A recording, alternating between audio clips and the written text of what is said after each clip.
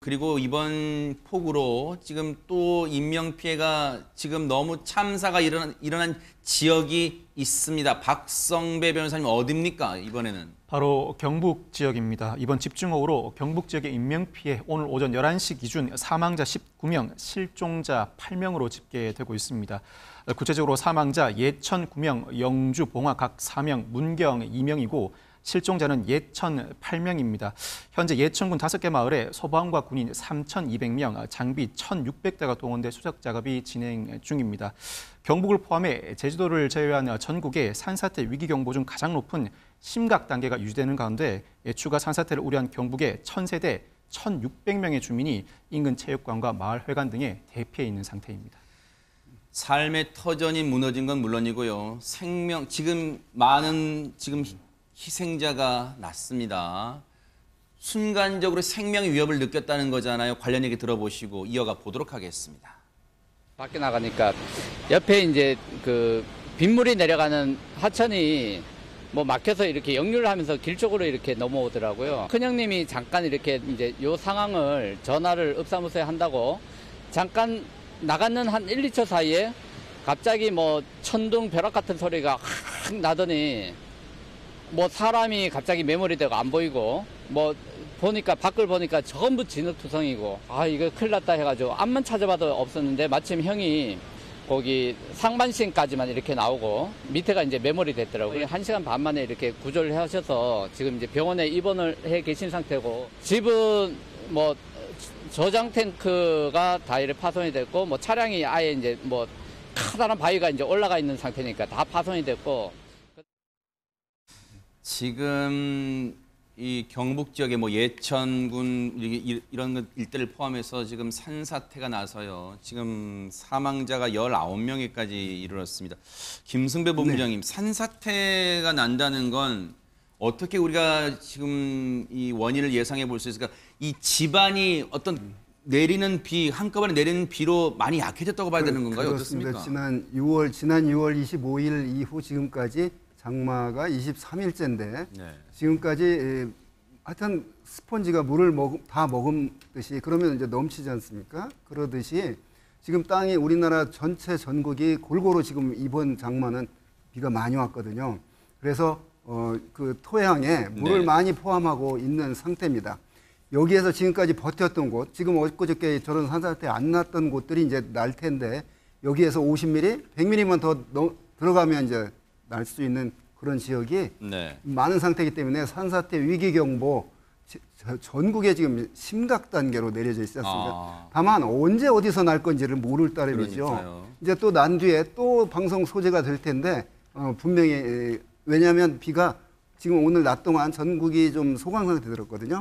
장마도 이제 숨고르기를 좀 했는데 다시 또 에너지를 얻어서 서해상부터 지금 이 장마가 계속 이렇게 지속되는 이유가 저 남쪽 따뜻한 쪽에서 비의 원료가 되는 수증기가 꼭 기찻길 철로 이렇게 물고 흐르듯이 우리나라 쪽으로 이렇게 계속 들어오고 있거든요.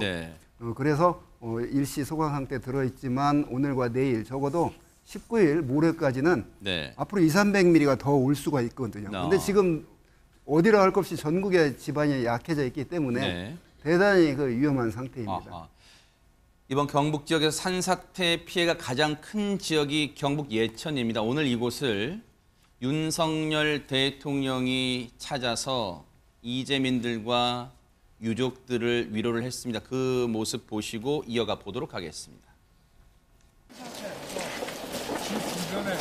그 증상은 똑같습니다. 그럼 이거는 어디에서 현재 우리가 있는 이 감천입니다. 아이고 얼마나 놀라셨어요? 좀 앉으십시오. 해외에서 이 산사태 소식을 듣고 그냥 주택 주위에 있는 그런 산들이 좀 무너져갖고 인간을 좀 덮친나요 이렇게만 생각을 했지. 이렇게 몇백 동짜리 이런 바위가 막 산에서 굴러내려올 정도로 이런 거는 저도 지금까지 살면서 처음 봐가지고요. 얼마나 놀라셨겠어요. 좀 좁고 좀 불편하시겠지만 조금만 좀 참고 계십시오. 식사 좀 잘 하시면서 정부에서 다 복구해드리고 다 할 테니까. 그만큼 윤석열 대통령도 순방 마치고 오늘 새벽에 귀국하자마자 지금 현장을 찾은 겁니다. 그만큼 이번 사안의 심각성, 중대성을 지금 감안한 행보로 풀이가 되는데 앞서 예천군 일대 그리고 경북 지역의 산사태 피해 주민들 얘기를 들어보니까 이송규 협회장님, 네네. 산사태가 일어나기 전에 산에서 산이 우는 듯한 소리가 났다는데 이게 무슨 얘기일까요? 그게 이제 우리가 표현할 때 산울림이라고 이야기하거든요. 네. 이런 증상이 있었을 때 이제 산사태 전조 증상으로도 얘기가 갈 수가 있거든요. 그래서 이런 것이 있으면은 뭐 긴급히 신고를 하고 대피해야 되겠습니다. 아하. 근데 우리가 이제 산사태가 많이 나지 않습니까? 네. 이런 경우는 이렇게 또 우리가 생각해 볼 수 있습니다. 산사태 징후는 이런 우 소리도 나지만은 또 물이 자주 난던 곳에 물이 나지 않고 있어요. 오늘따라 비가 오는데도. 그렇다는 얘기는 산의 내부에가 이제 붕괴가 시작됐다는 얘기거든요.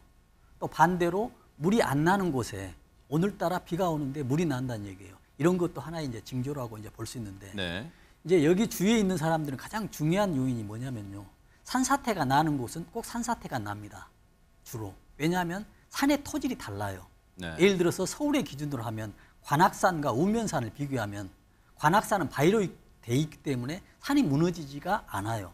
비가 많이 오더라도. 네. 그러나 우면산 같은 경우는 산이 응집력이 약한 토질로 돼 있기 때문에 네. 물 흡수력이 많아서 비가 오면 무너질 확률이 굉장히 높거든요. 네. 그래서 여기에 짓도 보면은 무너진데 이 주변에 보면 산의 토질이 굉장히 약할 거예요. 네. 그래서 그 전에 몇 년 전이라도 한 번에 산사태가 났다라고 한다면 그 산의 토질이 약하다라고 생각을 하고 만반의 준비를 해야 된다고 생각하면서도 또 마지막에 하나 뭐가 있냐면 주변에 개발이 되지 않습니까? 개발이 됐을 때도 굉장히 문제가 되거든요. 그 전에는 예를 들어서 산에 네. 태양광 설치를 하면 태양광이 무너졌거든요. 무너지지 않게 해서 굉장히 강하게 설치를 합니다. 지금 무너지지 않아요. 그럼 네. 어떤 문제가 있냐면 무너지진 않는데 그 위치에 물이 흡수가 되지 않고 흘러내리기 때문에 어딘가에서는 산사태와 범람이 일어나고 있거든요. 그렇군요. 그래서 주위에 어떤 새로운 단지가 생겼거나 네. 또 어떤 뭐 새로운 뭐 유유지나 이런 건물들이 서 있으면은 올해는 다시 주의를 하고 그러네요. 점검을 할 필요가 있습니다. 오히려 지금 비가 안 내릴 때 이럴 때 얼른 좀 둘러봐야겠습니다. 보고 계십니까? 대박 사건. 네. 안녕하십니까? 김명준입니다. 여러분과 함께하는 뉴스파이터.